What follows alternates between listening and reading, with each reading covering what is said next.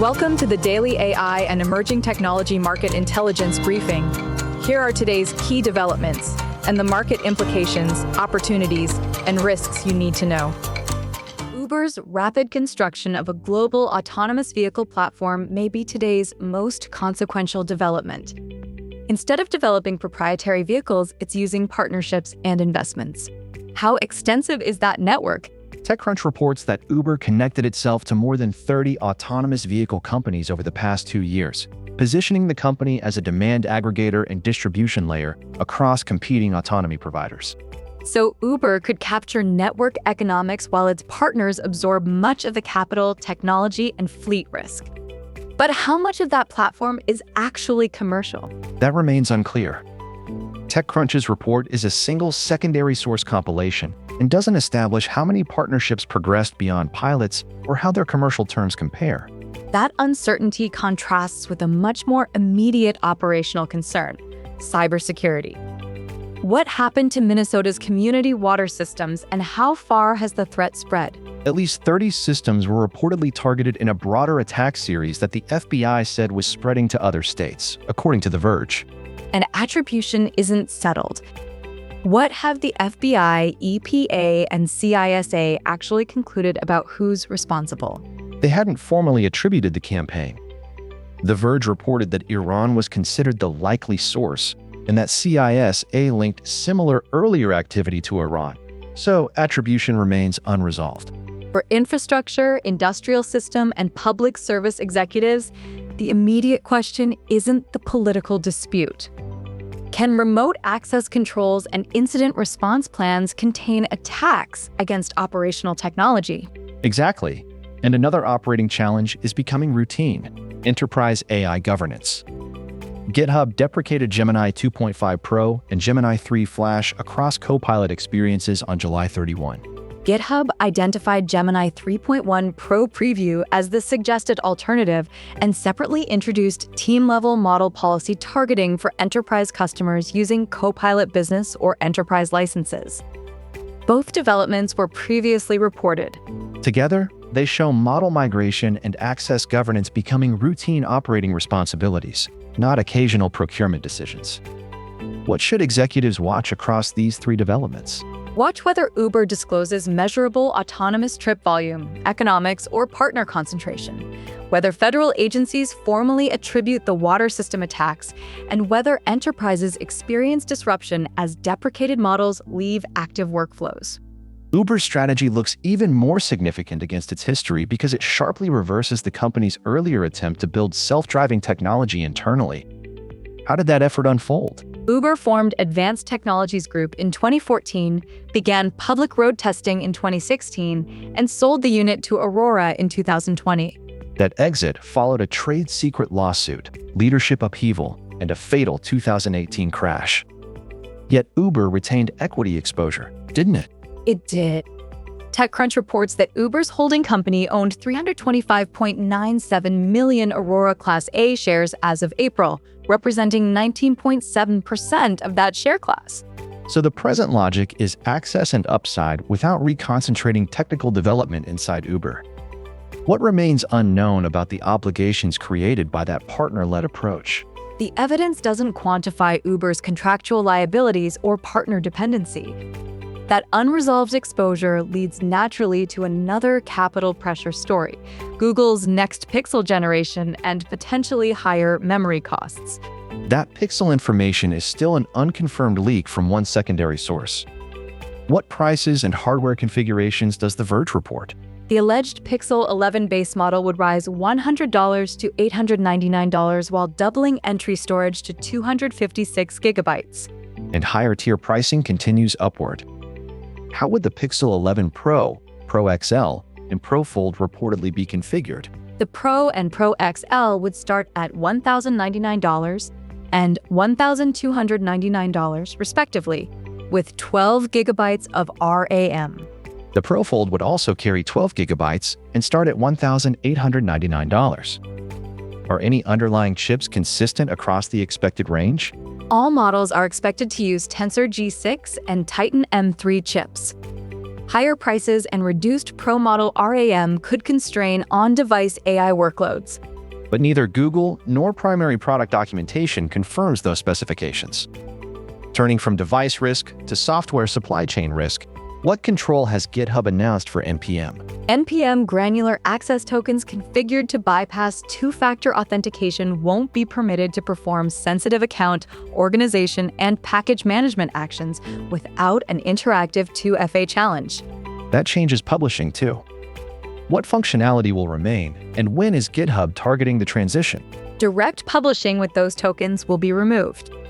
They'll remain able to read private packages and stage a publish for maintainer approval, with the change targeted for January 2027. GitHub recommends moving automated publishing to trusted publishing through OIDC. Meanwhile, Google DeepMind is extending AI from software into robotics. What did it launch? Gemini Robotics ER2 launched as a high-level reasoning system for robots and became available through the Gemini API and Google AI Studio. Google says it analyzes continuous video, plans multi-step tasks, adapts when execution goes wrong, calls external tools, and coordinates multiple robots. How is motor control handled? The system passes motor control to lower-level vision language action models, potentially broadening physical AI development beyond vertically integrated robotic stacks. That potential carries major evidence gaps. What hasn't Google's announcement supplied about real-world performance and safety? There's no independent safety evaluation, latency data, intervention rates, or production-scale deployment results. Google DeepMind also launched Lyria 3.5 in Google Flow Music. Google claims improvements in melodic complexity, prompt adherence, lyrical structure, vocal expression, pronunciation, tempo, and duration control. Can we determine the scale of improvement? No. The evidence is Google's product announcement with no independent benchmark or adoption data, so improvement over earlier releases is unknown. Then the next checks are concrete. Confirmed pixel specifications, NPM ecosystem vendor migration guidance, measured Gemini Robotics ER2 performance, and evidence that Lyria's gains hold beyond curated demonstrations. Specifically, those stated quality gains must hold across commercial production workflows. Until then, both robotics and music claims remain announcement-led rather than independently established. Uber's model could turn autonomous mobility into a layered market. Autonomy companies supply driving systems and vehicles, while Uber contributes consumer demand, dispatch, payments, and geographic reach. Does diversification solve dependency? It reduces dependence on a single technical winner because Uber has relationships with more than 30 companies, while its Aurora stake creates direct exposure to at least one supplier. The trade-off is coordination complexity. Different vehicles, operating domains, safety cases, regulators, and service economics could frustrate a unified marketplace. Do we have comparable scale data? No comparable trip volume or margin data is provided, so commercial scale remains uncertain. TechCrunch establishes strategic breadth, but not consistent operating economics.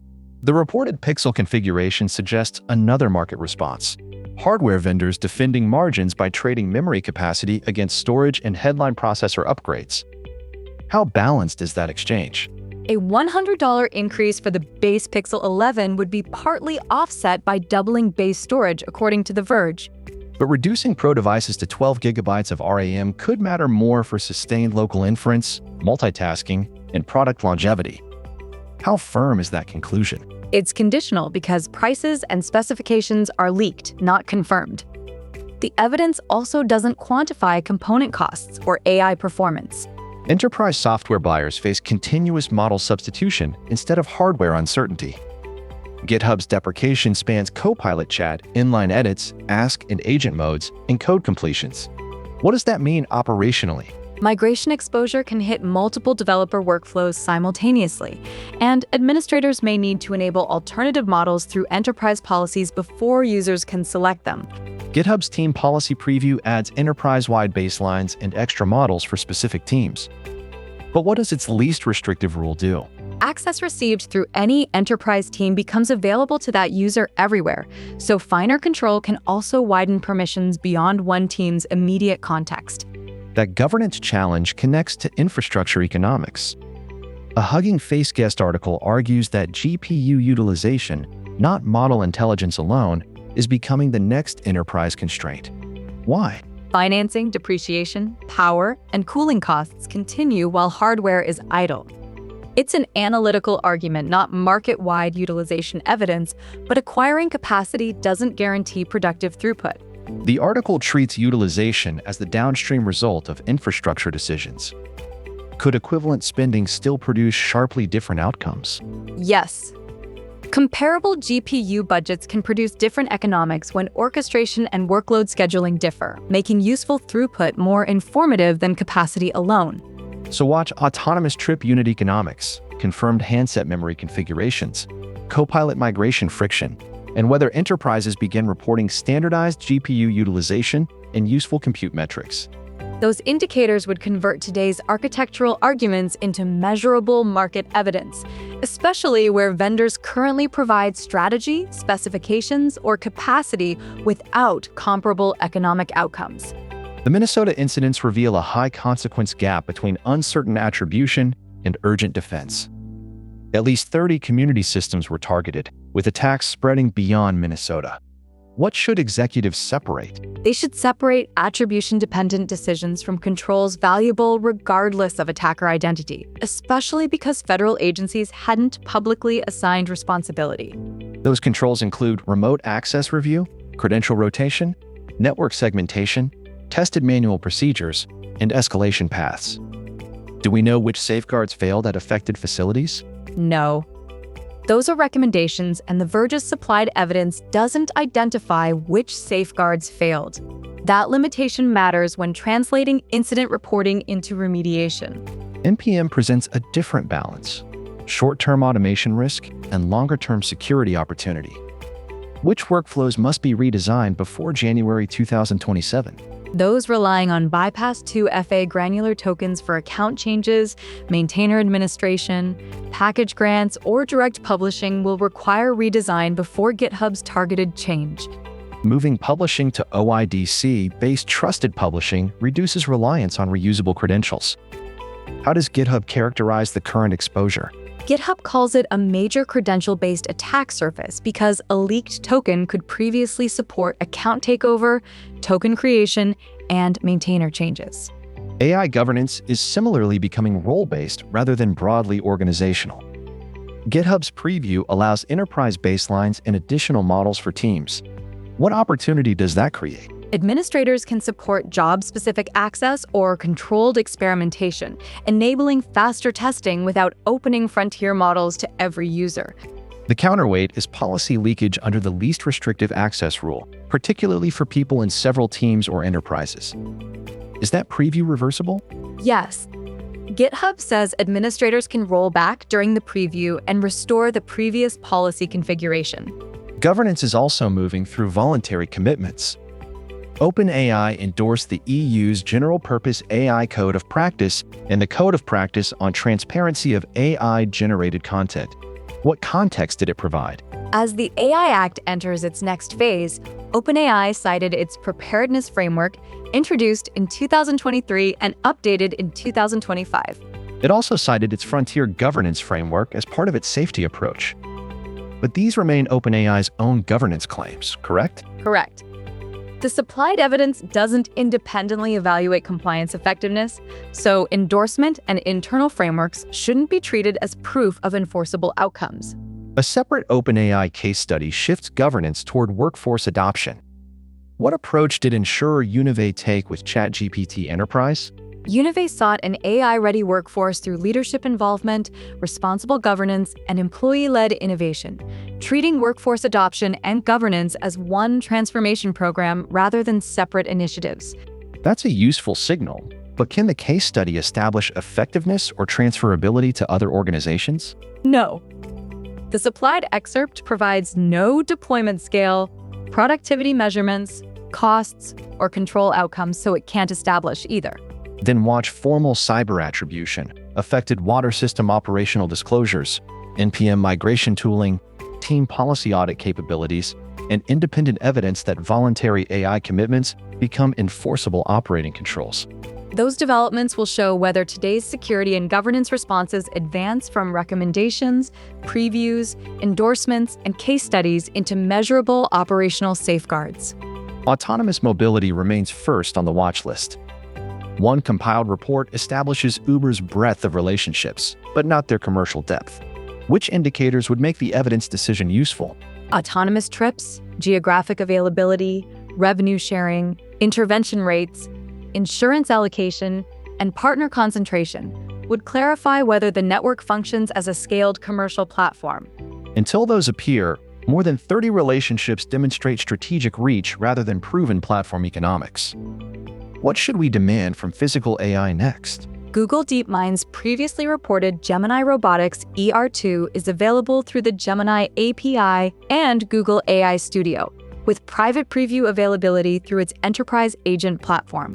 Google says it processes continuous video, plans multi-step tasks, calls tools, corrects errors, and coordinates multiple robots while delegating motor execution to lower-level vision language action models.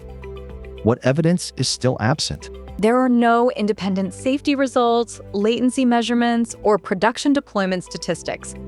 Production evidence for multi-robot orchestration is therefore essential. The research watch list is even harder to assess.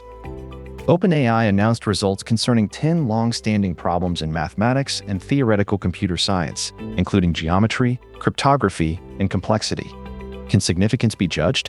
Not responsibly. The supplied excerpt contains no problem-level methods, external validation, or peer review status, preventing assessment of scientific or commercial significance. Digital content control offers a more visible measurement.